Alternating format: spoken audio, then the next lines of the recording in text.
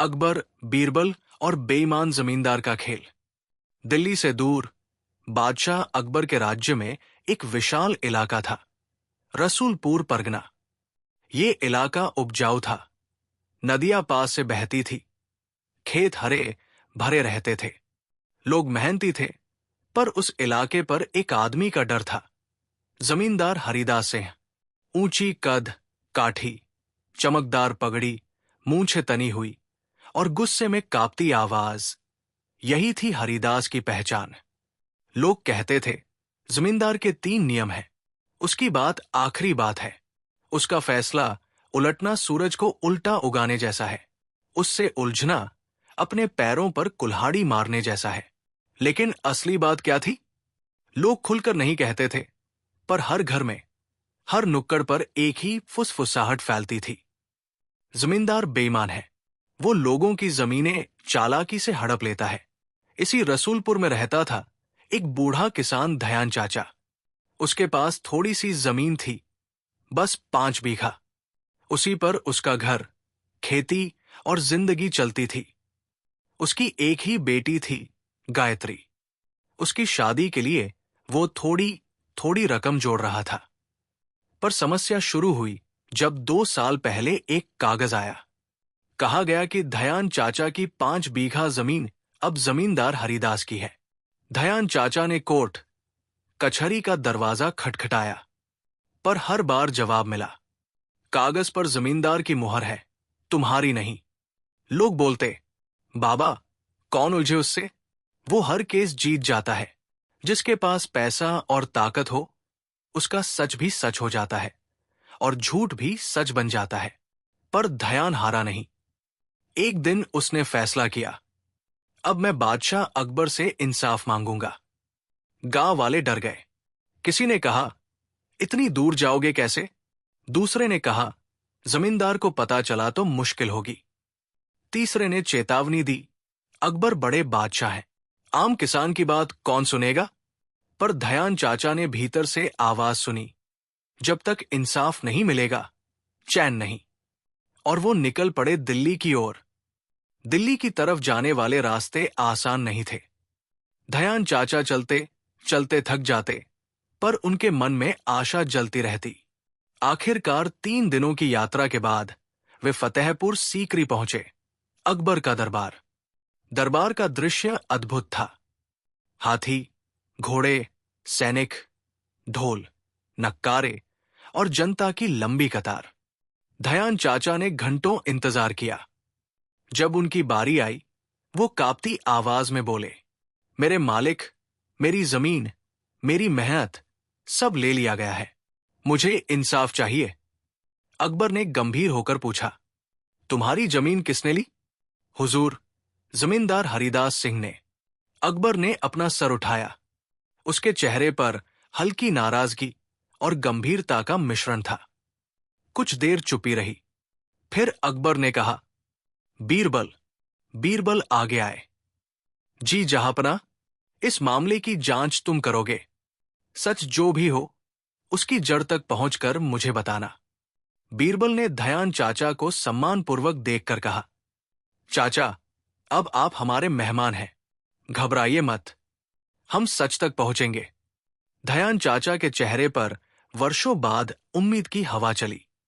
पर उन्हें क्या पता था कि ये सिर्फ शुरुआत है और आगे ऐसी चालें हैं जो पूरे परगने को हिला देंगी। बीरबल 2 सैनिकों और धयान चाचा को लेकर रसूलपुर पहुंचे। गांव वालों ने धीरे धीरे जाना कि बादशाह के दरबार से आदमी आया है। लोग धीरे धीरे इकट्ठा होने लगे, पर किसी के चेहरे पर राहत नहीं थी।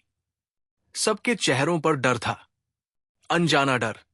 जैसे ही जमींदार हरिदास को खबर मिली कि बीरबल आए हैं, उसने हवेली पर दरवाजों की चौकसी बढ़ा दी। जब बीरबल और उनकी टोली हवेली पहुंची, हरिदास सिन्हा बड़े सम्मान से बाहर आया, झुककर सलाम किया। स्वागत है महाराज के मंत्री, मेरे गांव में आपका हार्दिक स्वागत है। बीरबल ने शांत स्वर में कहा, हम यहां स्वागत लेने नहीं आए, हम सत्य जानने आए हैं। हरिदास मुस्कुराया। उसकी आंखों में हल्की घबराहट छिपी हुई थी, पर चेहरा शांत था। जरूर जानिए हुजूर, मैं तो चाहता हूं कि सच सामने आए। मैं तो हमेशा कानून और राज्य की सेवा करता हूं। बीरबल ने पहला सवाल सीधे पूछा, दयान चाचा की 5 बीघा जमीन कैसे आपकी हो गई? हरिदास ने तुरंत जवाब दिया, हुजूर, ये जमीन मैंने खरीदी है, पैसा भी दिया है और दस्तावेज भी मेरे पास है। दयान चाचा जोर से बोले, झूठ, ये मेरी पुश्तैनी जमीन है, मैंने कभी नहीं बेची। हरिदास ने धीमी मुस्कान दी, जैसे वो किसान की आवाज को महत्व नहीं देता। हुजूर, किसान भूल जाता है, कभी कभी लालच में दस्तखत भी कर देता है, बाद में मना भी कर देता है। गांव वाले खड़े खड़े सब देख रहे थे। किसी की भी हिम्मत नहीं थी कि कुछ बोले। सभी की आंखें बिल्कुल खाली और डरी हुई थी। बीरबल ने सोचा, ये मौन सामान्य नहीं है, इसमें एक बड़ा राज छुपा है। हरिदास ने अपने हवेली के अंदर से दस्तावेज मंगवाए। कागज बिल्कुल साफ, नए और चमकते हुए थे। बीरबल ने आंखें सिकुड़कर कागज देखा। कागज पर लिखा हुआ था, दयान चाचा अपनी 5 बीघा जमीन हरिदास सिन्हा को बेचते हैं, मूल्य प्राप्त। नीचे एक हस्ताक्षर था जो दयान की तरह दिख रहा था। बीरबल ने कागज दयान को दिखाया। दयान चाचा ने उसे एक नजर देखा और बोले, ये मेरा हस्ताक्षर नहीं है। हरिदास हंसा, अच्छा, आपकी बेटी ने तो कहा था कि आप पढ़ लिख नहीं सकते, फिर आपको कैसे पता कि हस्ताक्षर आपके नहीं है? गांव वाले धीरे से एक दूसरे की ओर देखने लगे। बीरबल ने महसूस किया, हरिदास अपनी चालों में बहुत तेज है, वो मनोवैज्ञानिक खेल खेल रहा है। बीरबल बोले, तुम्हारा हस्ताक्षर देखने का तरीका क्या है चाचा? दयान ने कहा, मेरी बेटी गायत्री ही मेरे लिए कोई भी जगह पर हस्ताक्षर करती है, मैं खुद हस्ताक्षर नहीं कर सकता। बीरबल रुके, अच्छा, ये तो बड़ा महत्वपूर्ण बिंदु है। उन्होंने तुरंत पूछा, हरिदास, जब चाचा लिखना नहीं जानते तो हस्ताक्षर कैसे कर दिया? हरिदास के चेहरे पर एक पल के लिए पसीना आया, पर उसने खुद को संभाल लिया। हुजूर, शायद किसी ने उन्हें सिखाया हो। कौन जाने? बीरबल की आंखें गहरी हो गई। खेल अब दिलचस्प होने लगा था। बीरबल गांव में दयान चाचा के घर पहुंचे।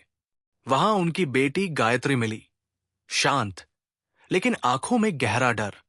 बीरबल ने नरमी से पूछा, बेटी, तुम्हें कुछ कहना है? गायत्री कांप गई।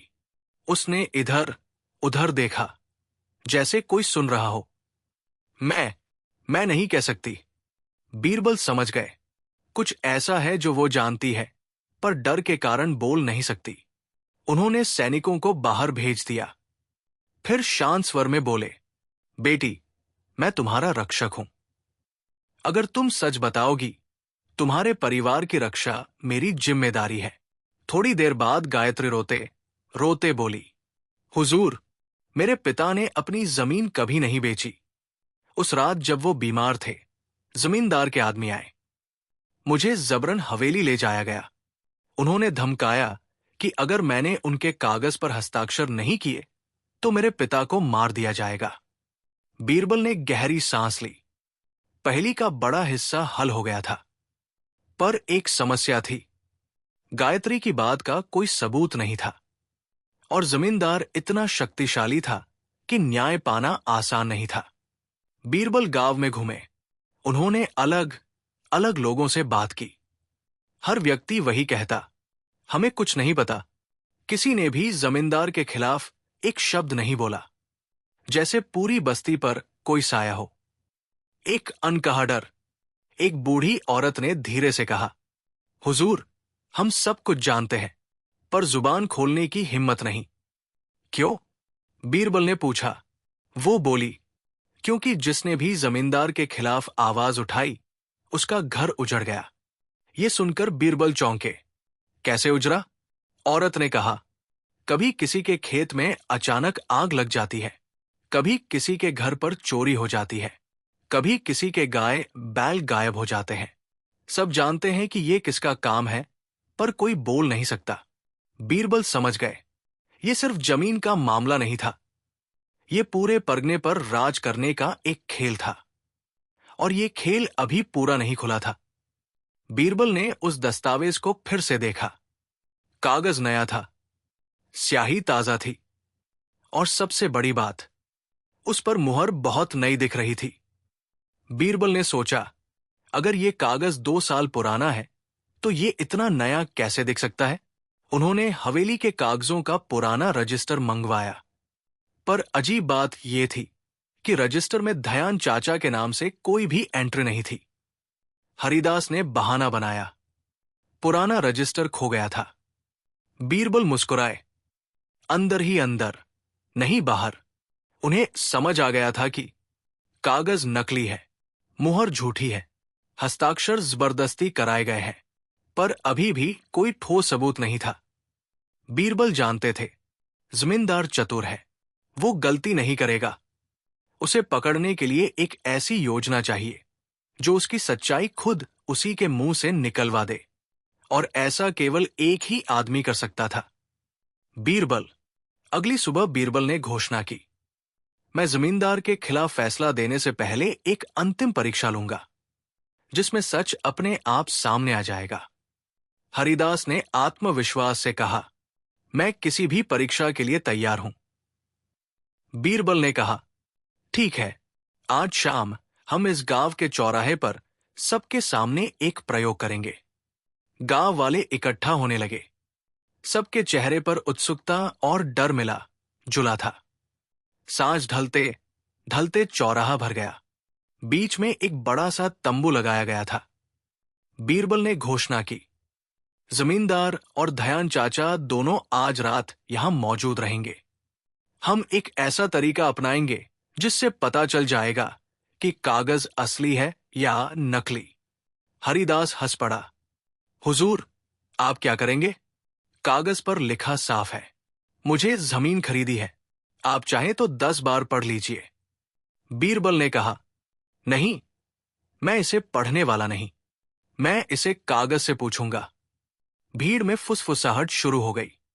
कागज बोलता है क्या? बीरबल का दिमाग बहुत तेज है, कुछ तो होगा। हरिदास मुस्कुराया, पर उसके माथे पर हल्का पसीना दिख रहा था। तंबू के अंदर बीरबल ने एक बड़ा मिट्टी का दीपक रखवाया, फिर दोनों को अंदर बुलाया, दयान चाचा और हरिदास। बीरबल ने कहा, यह दीपक सच बता देगा। मैं कागज को दीपक के ऊपर से गुजारूंगा।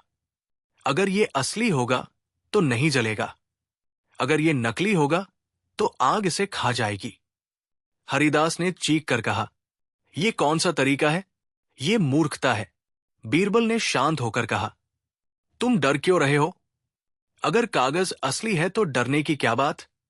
हरिदास चुप हो गया। बीरबल ने कागज पकड़ा। भीड़ शांति में डूबी थी। सबकी नजरें कागज और दीपक पर थी। बीरबल धीरे धीरे कागज को दीपक के ऊपर ले गए।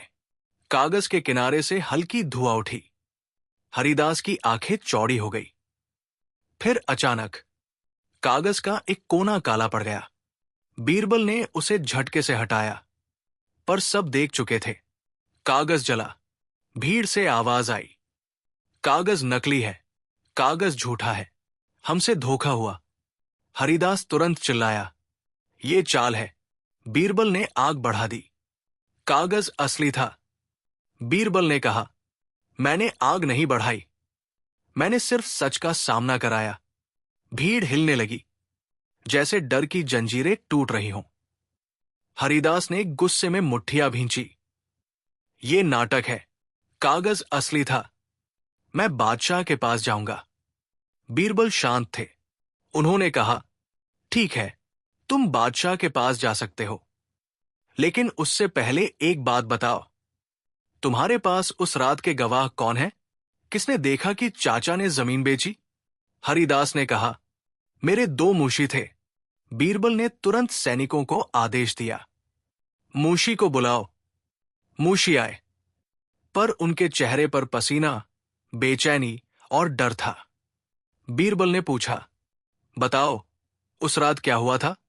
दोनों चुप रहे। बीरबल ने सख्ती से कहा, अगर आज सच नहीं बोला तो तुम दोनों भी जमीन कब्जाने के अपराध में शामिल माने जाओगे। दोनों कांप गए। पहला मुंशी बोला, हुजूर, कागज हमने तैयार किया था, आदेश जमींदार का था। दूसरा बोला, हस्ताक्षर गायत्री ने किए थे, पर वो रो रही थी। भीड़ सन्न रह गई। गांव में पहली बार किसी ने जमींदार के खिलाफ खुलकर सच बोला था। हरिदास गुस्से से चिल्लाया, तुम दोनों झूठ बोल रहे हो, तुमने मेरे खिलाफ साजिश की है। पर भीड़ का रुझान अब बदल चुका था। लोग अब साहस पकड़ने लगे थे। पहली बार लोग जमींदार को इंसाफ के कटघरे में देख रहे थे। बीरबल ने कहा, हरिदास, अब सबूत साफ है, तुमने धोखे से जमीन हड़पी। भीड़ चिल्लाई, सजा मिलनी चाहिए। पर तभी हरिदास की आंखों में एक अजीब सी चमक आई। वो अचानक बोला, हुजूर, मेरे पास भी एक सबूत है, आप देखते रहिए, सच अभी पूरा नहीं खुला है। बीरबल चौंक गए। कौन सा सबूत? हरिदास ने एक छोटी सी पोटली निकाली। उसमें कुछ पुराने कागज थे जिन्हें कोई पहचान नहीं पा रहा था। उसने कहा, इन कागजों का सच, उस रात क्या हुआ था, ये सब बताएगा। बीरबल ने कागज लिए, पर जैसे ही उन्होंने अंदर का पहला पन्ना देखा, उनकी आंखें फैल गई। भीड़ उत्सुक हो गई। धयान चाचा घबरा गए। गायत्री के चेहरे पर अचानक डर उतर आया। भीड़ ने सन्नाटा लगा लिया। बीनती सी धड़कने हर किसी के सीने में थी।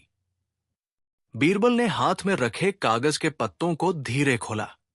पन्ने हल्के किंतु पक्के लिखावट के थे।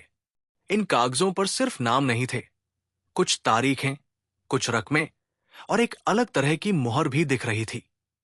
ये मुहर उस पहले मुहर की तरह नहीं थी जो हरिदास ने दिखाई थी। ये अलग थी, पुरानी, लेकिन देखकर यकीन होता था कि ये किसी सरकारी रजिस्टर या कलेक्ट्रेट के दस्तावेज जैसी दिखती है। भीड़ के चेहरे पर जिज्ञासा और उम्मीद एक साथ उभर आई। धयान चाचा का चेहरा पीला पड़ गया। हरिदास के होंठ सिकुड़े। उसका भरोसा धीरे धीरे कमजोर पड़ने लगा। बीरबल ने पन्नों को उठाकर पढ़ना शुरू किया। जी हां, बीन कर पढ़ना शुरू किया, पर उन पन्नों में जो बातें छिपी थी वे सीधी और साफ नहीं थी। ये एक चिट्ठी थी, एक तरह की तख्ती, जिसमें कुछ साल पहले के दो नाम दर्ज थे। एक था जमींदार हरिदास और दूसरा था किसी सरकारी अधिकारी का नाम, जिसे गांव के लोग शायद पहचानते थे, पर जिसका नाम सीधे तौर पर किसी ने जोर से नहीं लिया। वो नाम था सिंचरण पटवारी। साथ में तारीख और एक राशि भी लिखी थी, एक बड़ी राशि जो कि आम लोगों के लिए अतुलनीय थी। भीड़ खामोश रह गई। कुछ लोगों की आंखें भय से चमकी। गायत्री चुपचाप बगल में खड़ी थी। धयान चाचा का हाथ कांप रहा था। बीरबल ने धीमे और ठहर कर कहा, ये कागज पुराने रजिस्टर के पन्ने हैं। इन पर लिखा है कि कुछ जमीन पटवारी के दफ्तर में पंजीकृत होकर हरिदास के नाम पर कर दी गई थी, क्योंकि चाचा पर कर्ज दर्ज था और उस कर्ज का प्रमाण पटवारी ने और किसी के कहने पर दर्ज किया था। भीड़ में अब हलचल बढ़ी। किसी ने पूछा, कर्ज किसने लिखा? चाचा ने तो कभी कर्ज नहीं लिया। बीरबल ने देखा कि भीड़ में एक बुजुर्ग खड़ा था। उसका नाम था चंपान लाल, जो कई सालों से गांव का चौकस आदमी माना जाता था। वो धीरे धीरे आगे आया और बोला, जहांपनाह, वो कर्ज कभी वास्तविक नहीं था।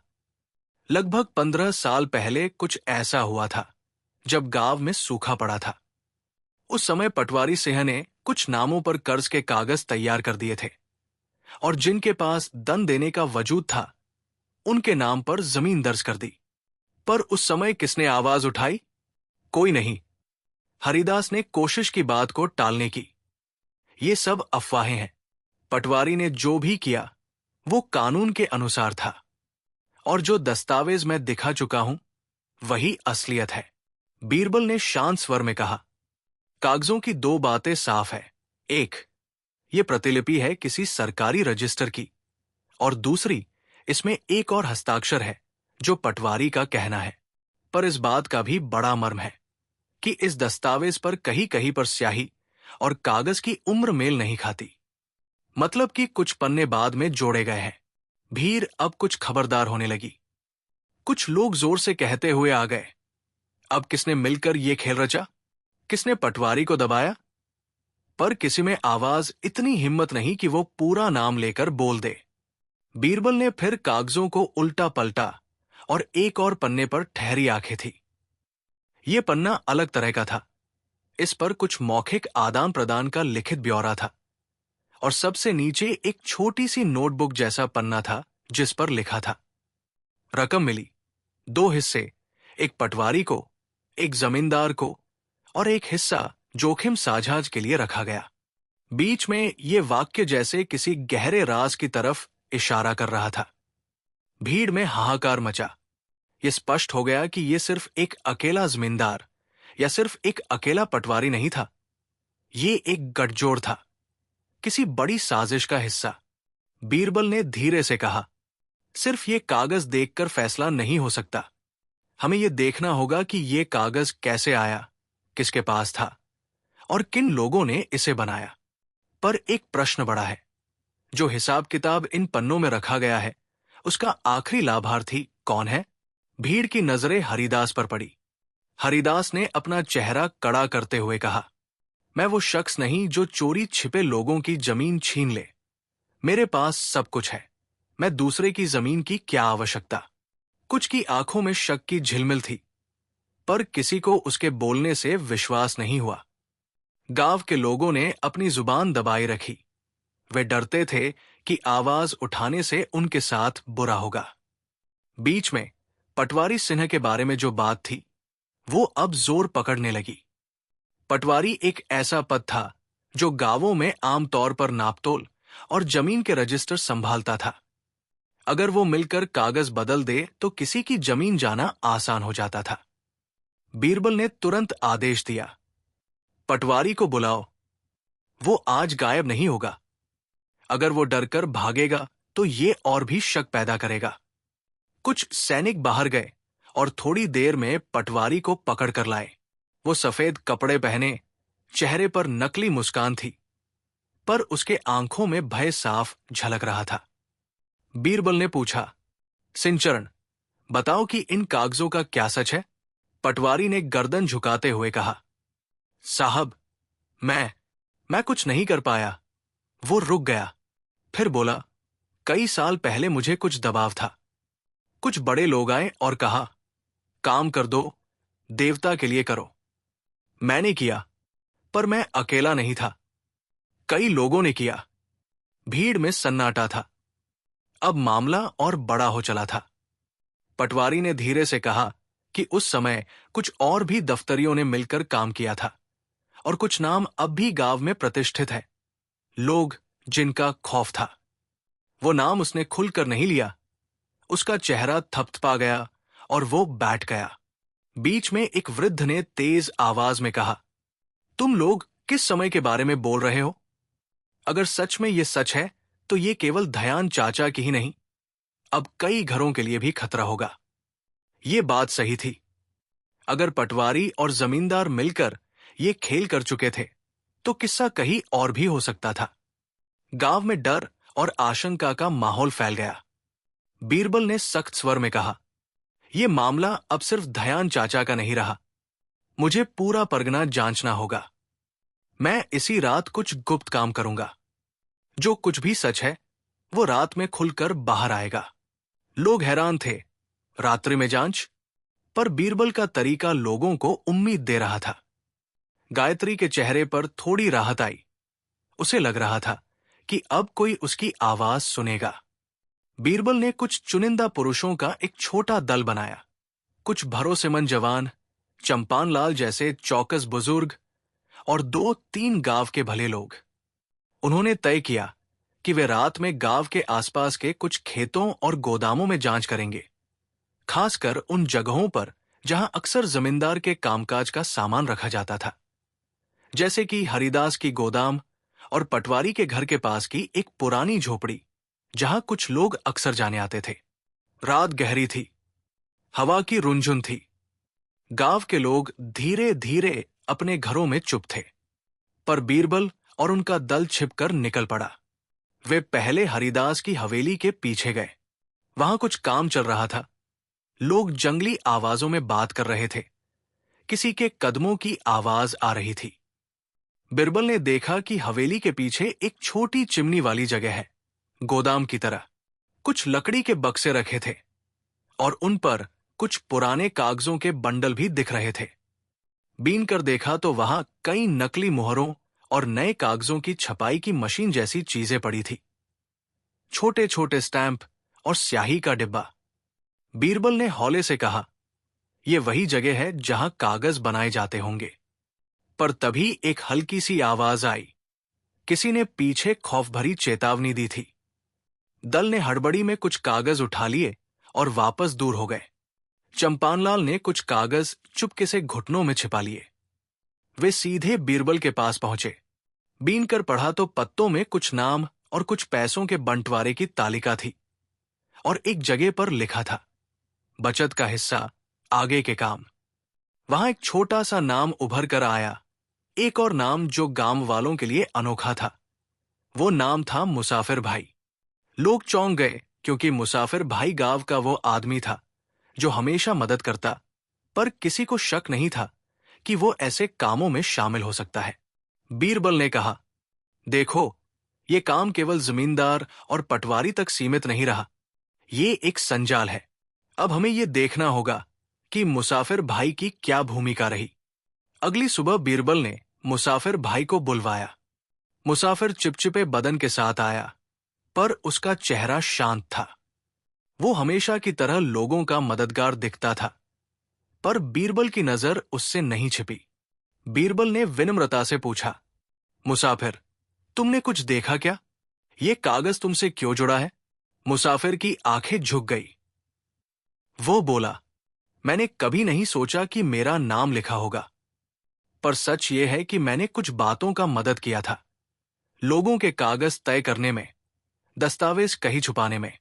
पर मैंने कभी नहीं सोचा था कि इतने लोगों का भला बिगड़ेगा।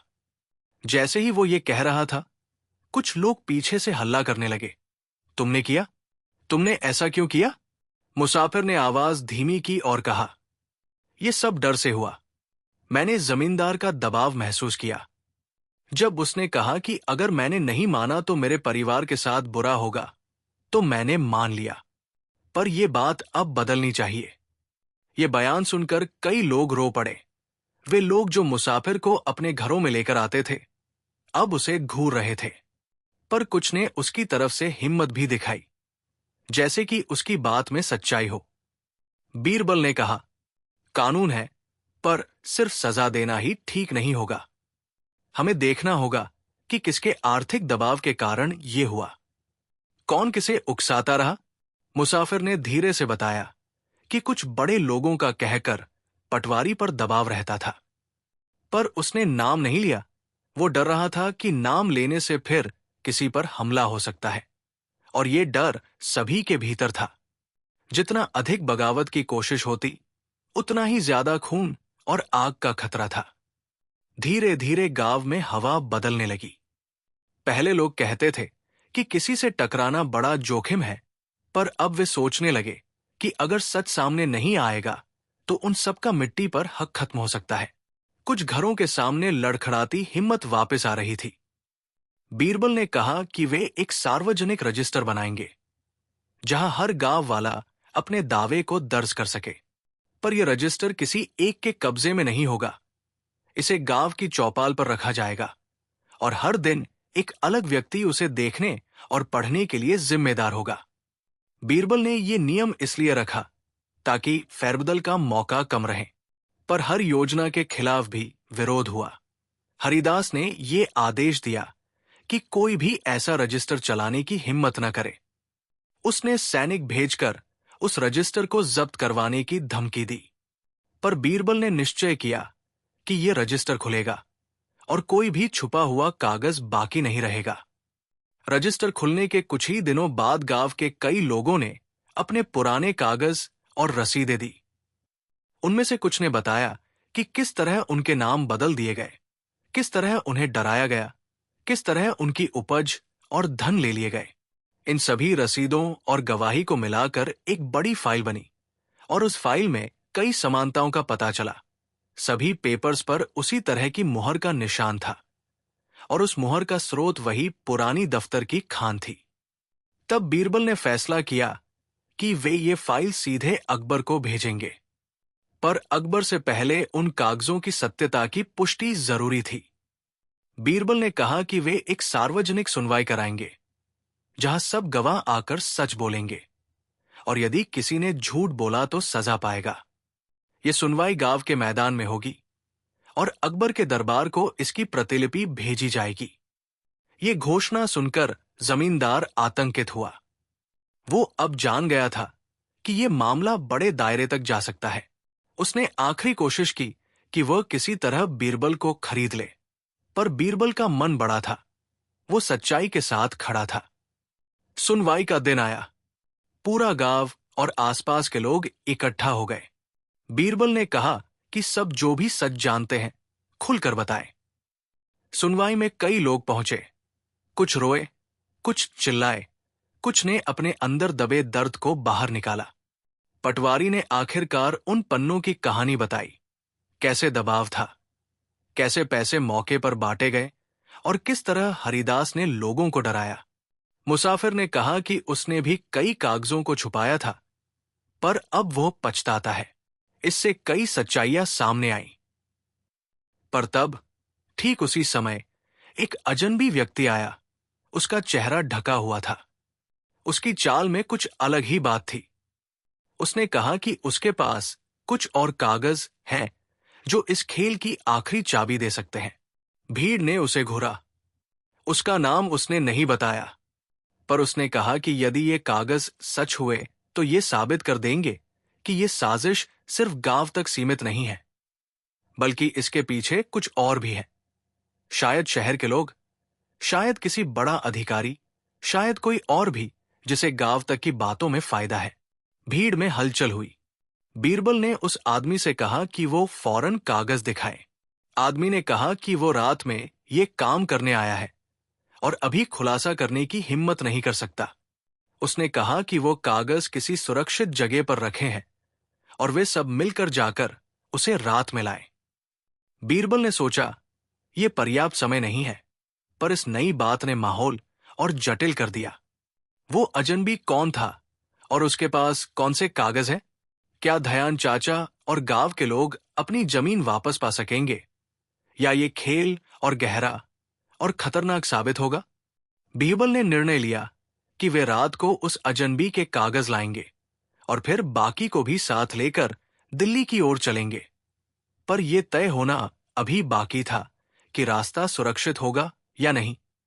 कुछ लोग डर रहे थे, कुछ उत्साहित थे और कुछ गहरे सोच में डूबे हुए थे कि अगर ये सच सामने आया तो क्या बनेगा। अजनबी आदमी मैदान से जैसे ही चला गया, गांव में अजीब सी खामोशी छा गई। लोग एक दूसरे के चेहरे देखते रहे। किसी को समझ नहीं आ रहा था कि वो कौन था और वो कागज कहाँ छुपाकर रखे हुए था। हर कोई ये भी सोच रहा था कि ये मामला अब पहले से कहीं बड़ा हो चुका है। दयान चाचा सहमे हुए थे, पर उनके चेहरे पर कहीं न कहीं उम्मीद भी थी, क्योंकि पहली बार इतने वर्षों में इतना बड़ा राज खुलने वाला था। बीरबल गहरी सोच में डूब गए। उनकी आंखों में चिंता नहीं, बल्कि एक गहरा सवाल था। ये अजनबी कौन है और वो इतनी देर तक चुप क्यों रहा? हरिदास सिंह चुपचाप खड़ा था। उसकी आंखें घबराई हुई थी, लेकिन वो किसी पर आरोप लगाने की हिम्मत नहीं कर पा रहा था। पटवारी सिन्हा भी दूर खड़ा कांप रहा था। गांव के बुजुर्गों ने कहा, अब सच खुलने में देर नहीं, पर इस सच के पीछे कौन कौन है ये अब तक किसी को पता नहीं। बीरबल ने सबको शांत किया और कहा, आज रात हम उस अजनबी के बताए स्थान पर जाएंगे, पर हम कम लोग जाएंगे, क्योंकि जितने ज्यादा लोग होंगे खतरा उतना ही ज्यादा होगा। दयान चाचा डर गए। बेटा, तुम भी मत जाना, ये मामला अब बहुत खतरनाक हो गया है। बीरबल मुस्कुराए। चाचा, अगर कोई नहीं जाएगा तो सच कभी बाहर नहीं आएगा। उन्होंने अपने साथ सिर्फ 3 लोगों को चुना। गांव का चौकन्ना बुजुर्ग चंपान लाल, गायत्री और एक विश्वसनीय सैनिक। गायत्री ने पहले मना किया। मैं क्यों जाऊं? मैं डर जाऊंगी। बीरबल ने कहा, कुछ सच सिर्फ तुम्हारे सामने ही खुलेगा। तुम्हारा नाम कई बार सामने आया है। कुछ बातें शायद तुम्हें पता हो जो तुमने अभी तक बोलने की हिम्मत न की हो। गायत्री खुद कांप गई। उसे वो रात याद आई जब उसे जबरन हस्ताक्षर कराए गए थे। लेकिन उसने कहा, अगर सच के लिए जाना पड़ेगा तो मैं जाऊंगी। रात होते होते गांव शांत हो गया। चारों तरफ सन्नाटा था। दूर कहीं कुत्तों के भौंकने की आवाज आती थी। आसमान बादलों से भरा था और हल्की सी हवा पेड़ों में सरसराती थी। बीरबल, चंपानलाल, गायत्री और सैनिक धीरे धीरे गांव के पिछवाड़े से निकले। अजनबी ने कहा था कि वो उन्हें तालाब के पार वाले पुराने बरगद के पास मिलेगा। ये इलाका बिल्कुल वीरान था।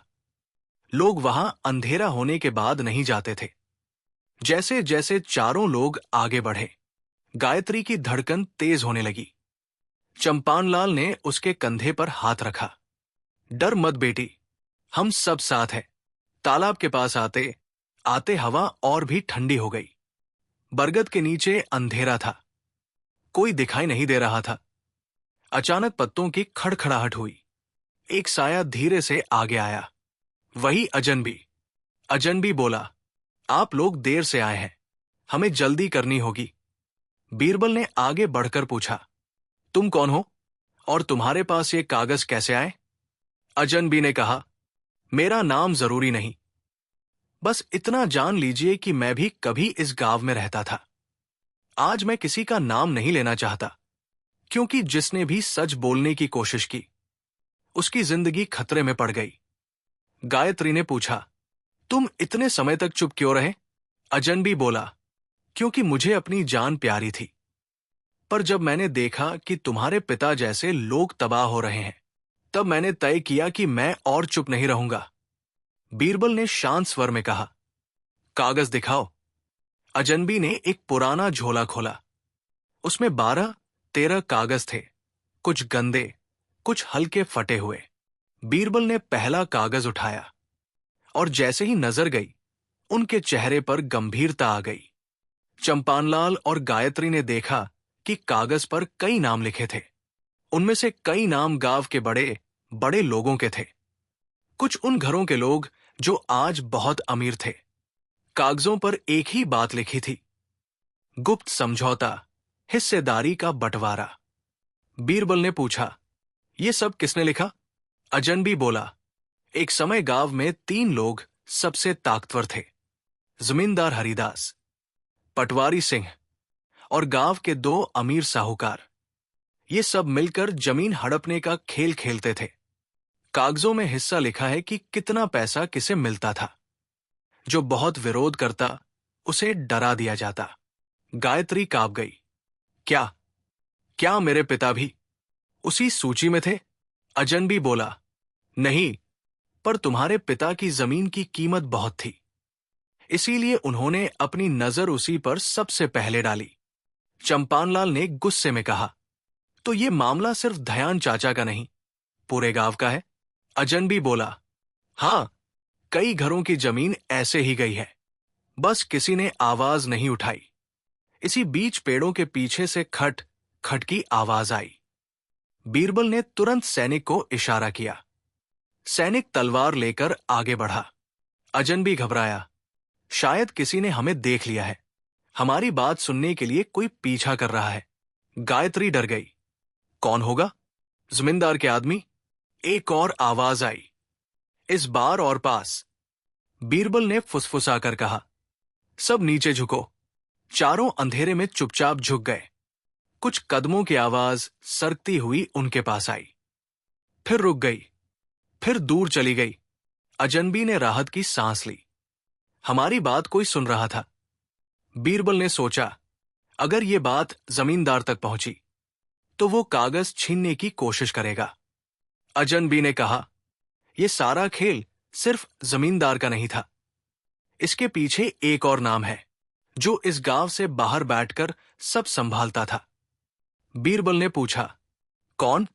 अजनबी ने हिचकिचाकर कहा, मैं उसका नाम अभी नहीं बता सकता, क्योंकि अगर मैंने अभी नाम लिया तो शायद मैं जिंदा नहीं रहूंगा। बीरबल ने कहा, कागज में उसका नाम है? अजनबी ने चुप रहकर सिर हिलाया। हां।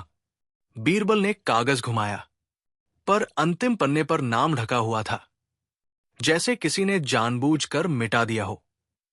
बस एक अक्षर दिख रहा था, र। गायत्री ने पूछा, ये कौन र है? अजनबी बोला, वो नाम इस क्षेत्र में बहुत बड़ा है। अगर उसका नाम खुला तो ये गांव ही नहीं, पूरा इलाका हिल जाएगा। तभी अचानक 3 परछाइयां पेड़ों के पीछे से निकली। कागज हमें दे दो, किसी ने जोर से चिल्लाया।